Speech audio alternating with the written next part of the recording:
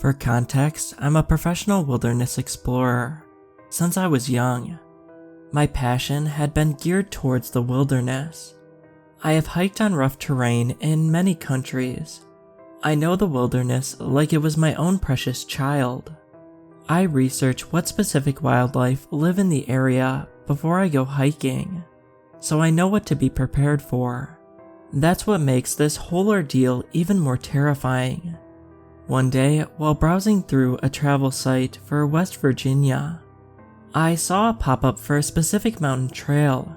Again, nothing seemed out of the ordinary while researching, and it really seemed like the ideal hiking spot, leading up to a beautiful view showing a gorgeous blue lake. When researching the trail, it was mentioned that the area was very isolated, with the nearest town being 123 miles away. It seemed very enticing. Of course, it had the normal flora and fauna of the region, and it didn't seem odd. It did mention to not disturb the wildlife and to watch where you step, because of many false footholds that would break away and cause you to fall down the cliffside. Overall, it's just the normal mountain trail. I spent about a month preparing for this trip. I made sure to contact everyone I knew so they would know where I was in case I went missing. I then drove there and started my hike. Once I got there, I relished at the beauty of it all.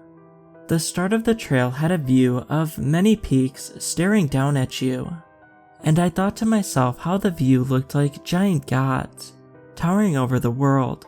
I then started on the trail. At first, everything was fine. It was your typical mountain trail. I made sure I took a break every 15 minutes or so I didn't overwork myself and have to call it quits. It was around my 5th break that things started to seem off. The birds had stopped singing, and I couldn't hear the chattering of the insects. I didn't even hear the wind blowing through the trees. It was as if everything had vanished. After about 5 minutes, I started on the hike again.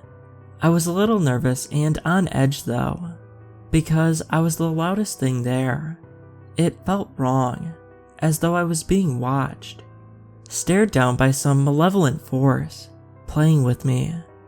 I continued until around break number 20. I stopped, getting out my bottle of water, as I had done multiple times before, but as I was putting the bottle to my lips, I realized something was off. I heard twigs snapping about 10 feet behind me. I threw my water bottle down and turned around to see what I heard. I can't describe exactly what I saw. That is a bit too difficult. The creature I saw was vaguely humanoid, bipedal, with pale, paste-like skin. Its face, though, was certainly not. It had eyes that I can only describe as being too big to fit its face. Its face, though small, still surrounded the eyes, but I swear its eyes were too big. The creature's mouth was indescribable, but I think the closest thing I could describe for you to picture would be somewhere in between a human and a dog mouth, with 5 layers of knife-like teeth. Its hands were freakishly large, about the size of my arm, with long skinny fingers to match. About the rest of it, I can't really describe.